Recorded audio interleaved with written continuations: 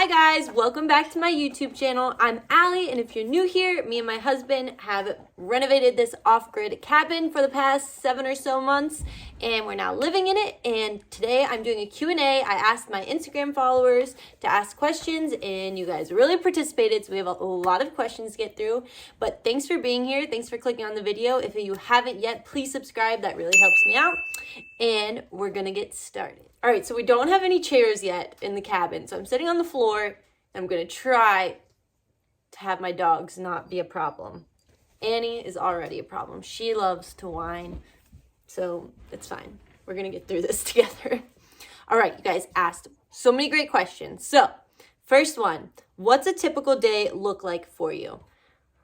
We wake up, my eyes open. So no, now that I have a job, our days look a little different. So I recently got a job. A lot of you asked how my new job's going, what my new job is. So I got a job. I've always wanted to start a small business, and I went to college for business management. I started out in entrepreneurship, but I didn't like entrepreneurship because it was more of like new tech and new things. And I just want to start a small business, like an ice cream shop, a produce stand, like something really small. So anyways, I have never actually worked in a small business setting. So my goal was to get a job at a small business so I can learn how a small business is ran and how it all works. So I got a job at a gift shop in town. It's actually a Hallmark store, but she also sells like boutique clothing and like kitchenware, and we have like a bridal registry and all different sorts of gifts and really cute items. And so I am basically the owner's assistant. I just help with inventory. I also am a sales associate. I help put new items out on the floor and just all of the behind the scenes, including like the social media and the website. I'm going to help with that in the future. So I've only worked there for 2 weeks. This would be my 3rd week, but there's a winter storm going through Kentucky, and basically everything in town is closed, which is just crazy. So we haven't worked the past 3 days, but that is what I do. I really enjoy it. I love everyone I work with, and I'm learning a lot of new things. And also I love that it's like not a stressful job. I wanted a simple job where I go to work, I learn, I come home, I'm not stressed about anything, and I just enjoy my work day and the flow of life. So that is my job. I'm really enjoying it. Some people asked if, how is it like doing YouTube and still having so many things to finish on the cabin and having a job? And it is more difficult, obviously. So now we're really only doing things on the weekend, because by the time I get home, it's already dark because it's winter, and I'm tired because I worked all day. So everything in the cabin is livable. It's all just cosmetic stuff from here, so it's hard to get the motivation to actually get any more things done right now. But on the weekends, we've been doing things. So like last weekend, we built a garden beds and started seeds. And this next weekend, we're going to try to get a lot of things done because my parents are coming to put in the steps, which I'll talk about later. So the original question, what's a typical day look like? So wake up, I usually come, get the fire going again. It's been freezing these last couple days, like 12 degrees or so. So we've had to get up in the middle of the night to keep the fire going, which is not fun, but it's now a part of our routine. So when it's really cold like this, I'll wake up once in the middle of the night and come stoke the fire and make sure it's still going. And I'll also run the water to make sure the water isn't freezing, because yesterday we usually have a slow drip going on our bathtub so that the water doesn't freeze. But I always put it on the cold faucet because that way the hot water heater isn't running all night. Well, we learned the hard way that that's not good enough, because you have to also have the hot water running so that, come on Annie, move along, so that the hot water doesn't freeze. So yesterday our hot water line froze in the wall. We had to rip out all the drywall and see where it was frozen. Luckily, nothing burst. We leave a slow drip on both the hot and the cold water. We turn the hot water heater down on really cold days like this. If it's like 30, 32 degrees, then we're fine. It's not gonna freeze. But it's been really cold, like 8, 9 degrees at night, so we've had to do that.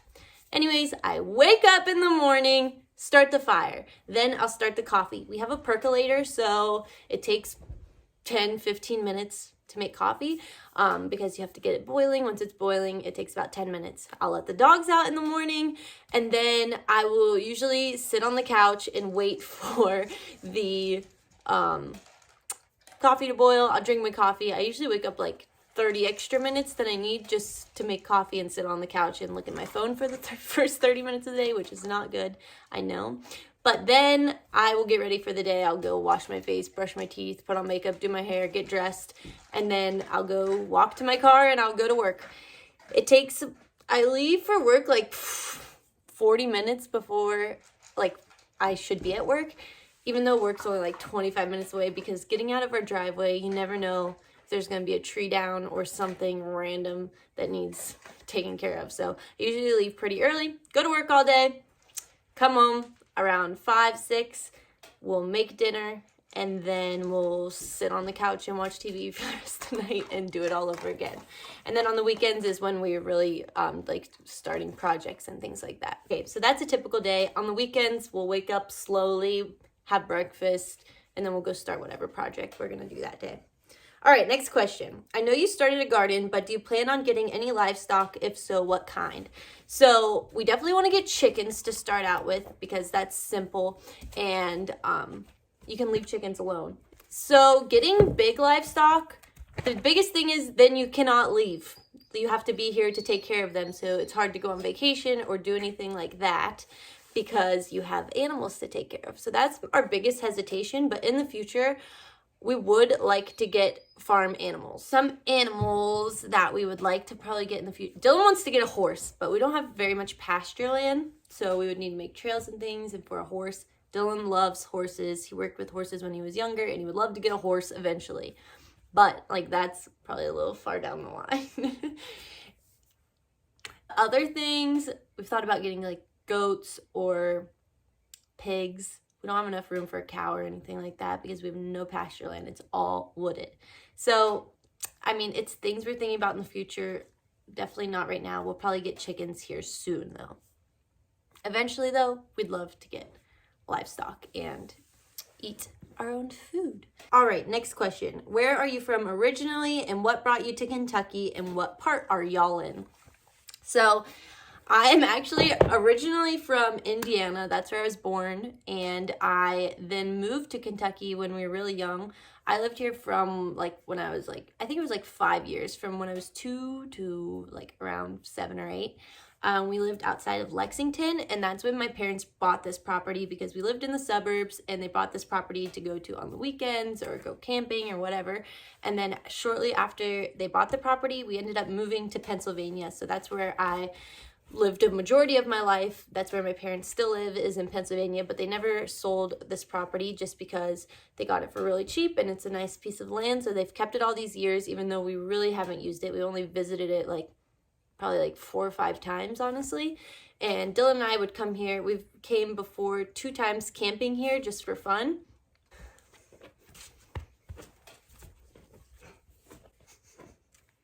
Is that where you want to be?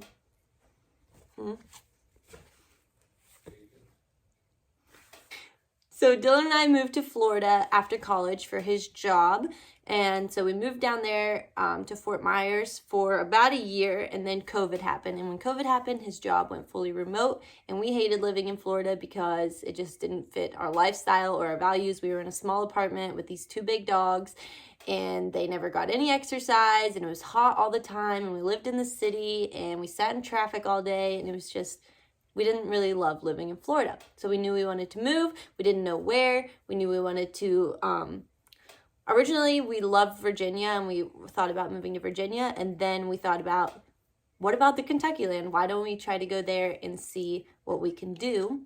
And so that is how we made it here, is after COVID happened, we had the idea to fix up the cabin right before, like in February, I'd say, we had the idea, and we had planned to just like in our future slowly work on the cabin and then eventually move there in a couple years when we saved up money and things. But then once COVID happened, then we literally ended our lease in Florida. We moved in with my parents, and we started renovating the cabin almost immediately so that we could move in.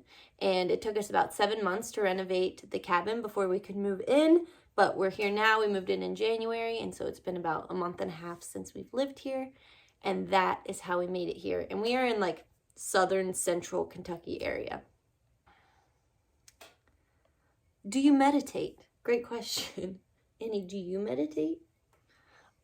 I do meditate from time to time. I usually do guided meditations, but I do enjoy meditating. I get very stressed out and I get very in moods where I'm really like, I know I'm cranky and I'm in a bad mood, and I would try to meditate to make myself feel better. I use the Insight app, which I really love. It's free, and they have tons of guided meditations for yoga classes on there for free.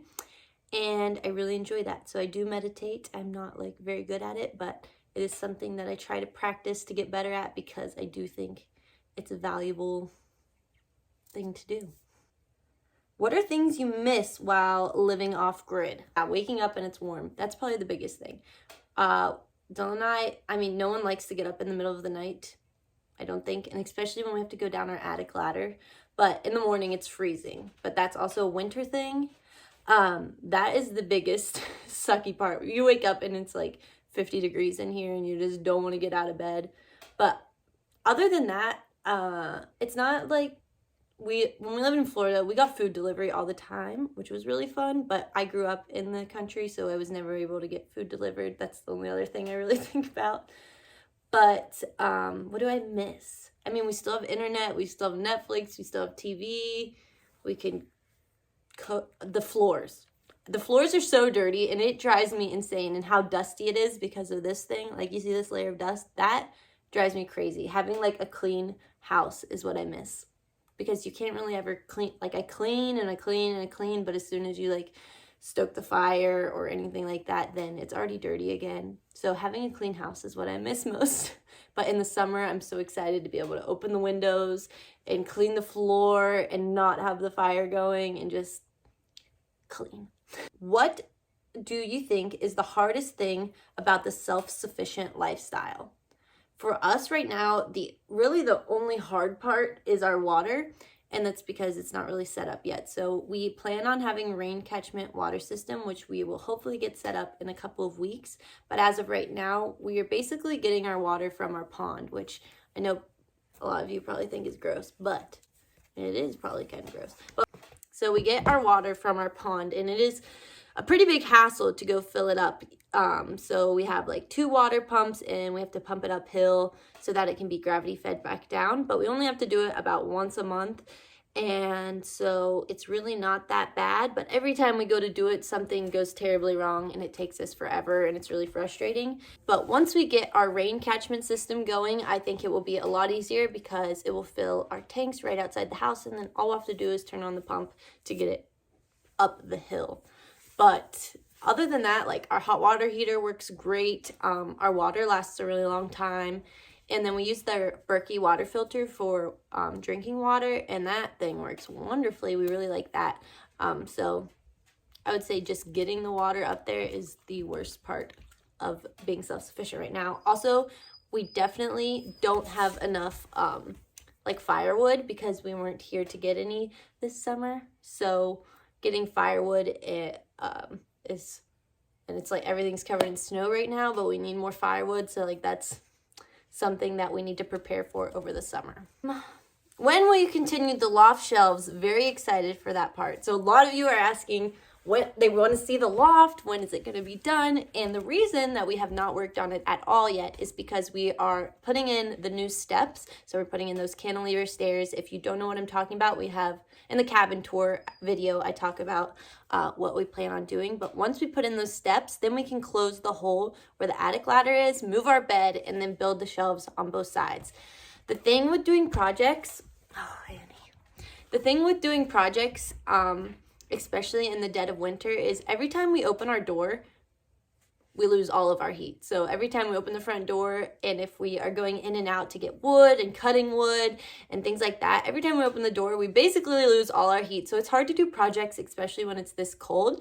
And also, I don't want to do one side, get all the wood up there, and when you're living in a construction zone, and since we just have like basically the one room, every time you start a project, everything gets, if I sand something, like it gets dusty and dirty and the entire place needs clean. So I rather do it all at once. So my parents are coming and helping us put in the steps in a couple weeks. And after that, everything's going to be destroyed and dirty, and at that same time we'll build the cabinets and we'll try to stay in the beam and get all that stuff finished, because it's hard to stop and start projects and live in the mess that it creates. Okay, one of them is, what advice would you give someone who wants to live in a cabin but their partner doesn't? And so for that question, I say, do you want to live in an off-grid cabin or just want to live in a cabin? Because you could live in a normal cabin and not have any of the issues, or you could live in off-grid non-cabin. So if they don't like the cabin style, you can build an off-grid house that's not a cabin. And if you don't want to live off-grid, you could live in a cabin that is on-grid and not have any of the problems. But if you want this type of lifestyle and your partner doesn't, I would say it'd be almost impossible, because this is definitely a team effort. I mean, it'd be so hard to do by yourself, from chopping wood every single day. You have to chop wood every day.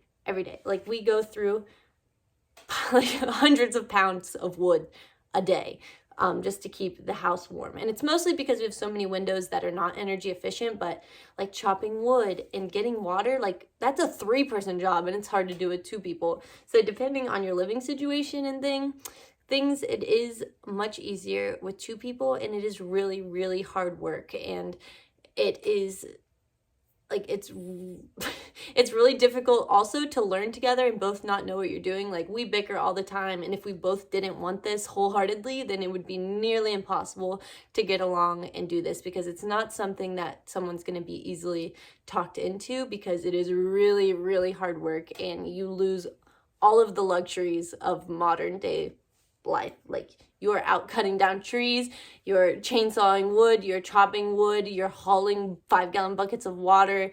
It's like a lot of work. So honestly, it would ruin your relationship if you weren't all in on it, in my opinion.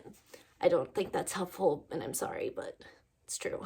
What's your fave part about living in the cabin so far, and worst part? So I've kind of touched on the worst. Like, the worst part right now is just that it can be so cold, but sometimes we have it pretty warm in here. Like, right now it's not bad. It's only like 15 degrees out, but it's not bad in here. The other worst part is like the dust and the dirt, like I said. But other than that, like, we love living out here. Everything's the best part. Being able to just go outside and go for a hike and go to the pond and go jump in a canoe and take the dogs for a hike and shove the dogs outside and know that they're fine out there and we don't have to worry about walking them or doing things like that. Being able to be as loud as we want. Just like, you can scream and no one cares. No one can hear you. You can do whatever you want, which is the best part. Also, the best part is that we have no bills. Like, our only bills are our car insurance and our internet bill and small things like that, your groceries, your gas, and whatever. But we don't have like utility bills or reoccurring bills that we're tied to, so we can live on a pretty like small income and still be happy. There's just so many pros. I love living out here. I love that we're so isolated, so we have like we don't really have road access. We use like an old railroad line to get here, and that's nice too, because we don't have to worry about any cars going by or our dogs getting hit by cars and things like that. So I like how isolated we are. I love everything about it. I can't wait for spring. I can't wait for summer and just experiencing all the seasons. When we were renovating, it was summer and it was so hot, but it was so fun because you could just go jump in the pond to cool off, and I'm really excited for everything that is to come. And the self-sufficiency, of course. Like, right now, a lot of people are out of power and are struggling, and we just haven't left, and we've just been living normal life. Our solar panels are great. We can just live completely self-sufficient no matter what's going on in the world. It doesn't affect us at all, which is pretty good. Have you had a compost before, and how is it currently going? Best things to put in it. Yeah, so in my last video, at the end of the garden seed video, I show you my compost and update it a little bit. My mom has a compost, and so does Dylan's mom, so I've been around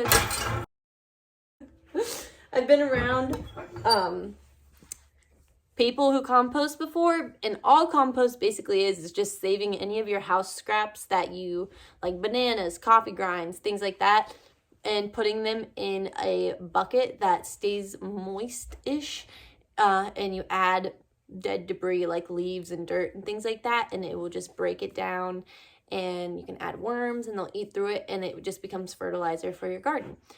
It's really simple, but it does take time. So like our compost this year, I don't think it'll even be ready for our garden this year. It'll probably be ready like next year, and you need to rotate it every so often. But if you want to see my actual compost, it's in my previous video, if you want to go watch it. What's been the most challenging part of the cabin reno and favorite part? Like I said, the water was definitely the most challenging part, and keeping the water from freezing has been the most challenging part, I'd say.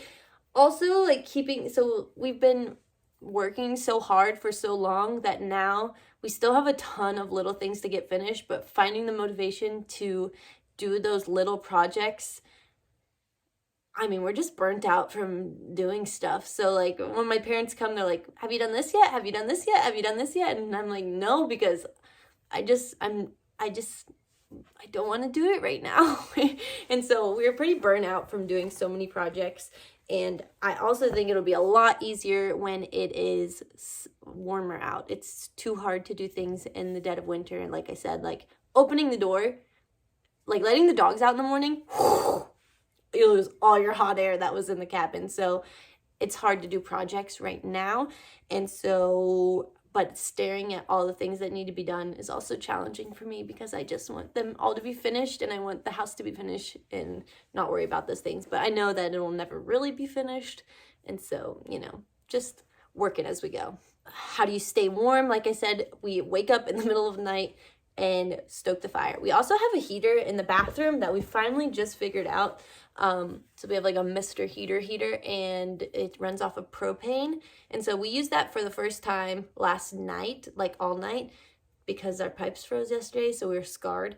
And so that actually helps a lot when we turn that on, and then we'll pull the mirror down that's in front of the kitchen so that the heat can go through, and that is really helpful with staying warm. Other than that, you just dress warmer. Like sometimes I have 3 sweatshirts on and we sit on the couch with a blanket, and then like up in the when we go to bed, we have like a furry thing down as a sheet, and then we have like one of those thick, big, like we call it a horse blanket, like that really thick blanket, and then we have a comforter, and then we have like a Dylan's sleeping bag that we put on top, so that's like really heavy. If we had a weighted blanket, that would probably be really good too. But we definitely stay warm at night. It's not like I'm cold at night, but sometimes I'll go to sleep with like a sweatshirt, sweatpants, and socks on, because if I have to get up and load the fire, it's a lot easier to get up if I'm fully dressed than if I have like on a nightgown or something and it's freezing. So dress warmer in the winter, and getting up at night to stoke the fire is how we stay warm. What made you decide you wanted to go off-grid? Did you grow up like that or just by chance? Great question. So I attribute us wanting to go off-grid probably mostly because we watch way too much Discovery Channel and like History Channel. Like Dylan and I, that's all we watch is Discovery Channel. And I feel like it had a big influence on us choosing this lifestyle. Like we would watch Alaskan Bush People, or like Naked and Afraid, or Alone. You watch those things because that's what you're interested in life. Yeah, but that's what we're interested in, and that's what we enjoy watching. And also, I've just always loved being outdoors. I grew up kind of on a farm. It wasn't really a farm. Like, we had chickens, but we had a lot of land, and my mom was a big gardener. And so I'm used to being outside. My parents are into, like, construction and things like that.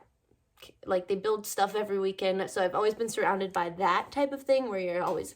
Like, when I was a kid, we had a wood-burning stove, so we would have to go cut down trees and load wood all winter long to heat the house and that sort of thing.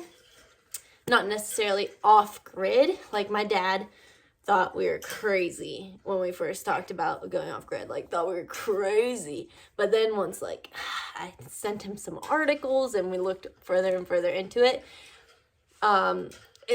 for me, I don't know what made us... The solar was a big thing. Like, I think everyone should use solar power. Like, there's no reason every house in America shouldn't run off of solar power. And I think it's ridiculous that it's not more common, because Investing in solar is just so good for our planet, and it's so simple. It's so easy. Once you have it set up, you're good to go. Like, we get enough solar even on terrible days. Like, every new house should be built with solar. So knowing that we could go solar so easily, I mean, it's a big investment, obviously, but there's so many programs out there. And like Dylan and I just did our taxes, we're gonna get $5,000 back on our solar purchase. You get 30% back of whatever you spent on your solar. So like, we are gonna get so much money back on our solar. And so there's things here and there that try to make it a little easier to get solar panels, but I think that, and knowing that we could heat our house off of wood, knowing that we could use a propane stove, and then just worrying about water. Water is definitely the most difficult, and it's something that is hard for everyone to have access to, because if you don't have access to a stream or a well, sometimes rain catchment isn't enough. But we really just did a lot of research. I watched a lot of YouTube videos, and then we were just trying and failing and trying and failing and just sometimes succeeding. So I don't even remember what the question was. Do you remember? What made you want to go off grid? And then you have no bills. And so like, the ultimate goal is to like have a homestead, to grow our own food, to have grow our own meat, to have our own animals. Like, that's the ultimate goal. And that is just something like, when I look back in my journals, like 5 years ago, like, I would write about how I just want to like live on a farm, and I just want a simple life. Like, there's no career that I want to like be the best at or anything. Like, I hate corporate jobs. Like, I've been there, I've done it all. I went to college, I worked as in HR or in finance and all those things, but like, money doesn't buy me happiness at all. Like, I just want to be outside. I want to have a lot of babies. I want to garden. I just want to enjoy life, the simplicity of life. And so that's what living off grid gives us, because it's a lot more inexpensive to survive, and all those things. Only a couple more.